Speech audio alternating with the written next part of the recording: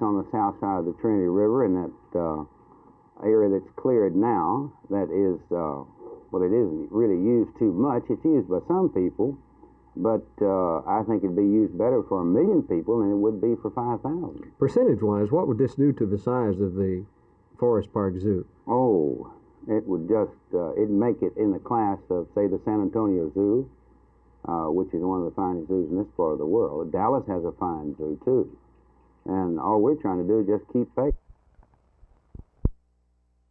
Well, the real majority in terms of political opinion would be those 2/3 or 3/4 of the American people who are sort of found between the 35-yard lines of the political football field. They're not down at the 11-yard line on one side or the 6.5-yard line on the other. They are moderate, middle of the road, centrist. They are in both political parties and in no political party. They are, I suppose you could say, they're the middle-minded in America. The effect that they had on these last elections, well, they tended to split fairly evenly between Republicans and Democrats. They also tended to, in some instances at least, many of this middle group, to vote for both parties, in the sense that they would vote for a Reagan and a Tunney in California, or they would vote for a Sargent and a Kennedy in Massachusetts. They would elect one Republican and one Democrat to the top 2 jobs. So I'd say they're right about where they always were, in the middle.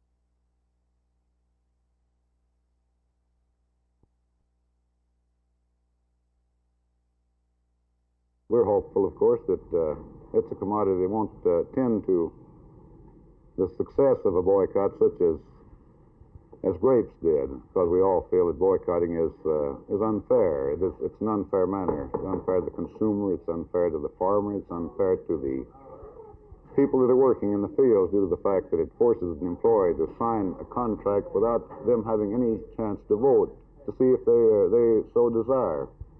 The most unfair aspect of it, in my estimation, is to the people that are working out there.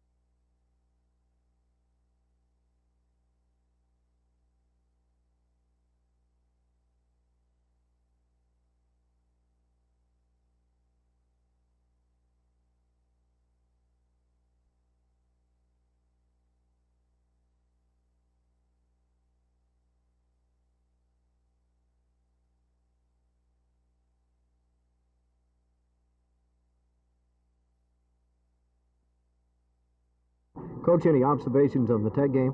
Well, yeah, there's a lot of observation. You know, we studied the film yesterday and studied it again this morning and graded it, and we broke down in certain positions, but I don't think you can put your finger on any one thing except possibly 2 or 3 fumbles that had cost us in critical situations. So we were beaten by a good Texas Tech team. I think they got a fine team. They're well organized, well disciplined, and do a great job. And our boys are real disappointed that we didn't win this game, but they gave a good effort.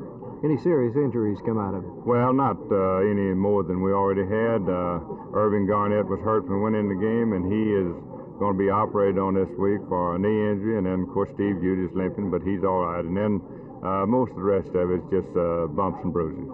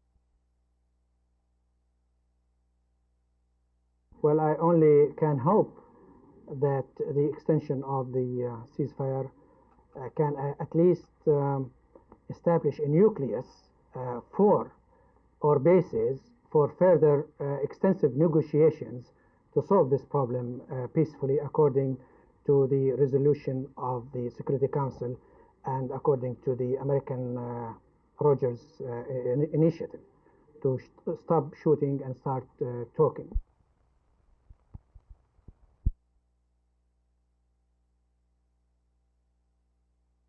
Well, the need for council action would be just to put in the necessary money to go ahead so we can complete the new master plan.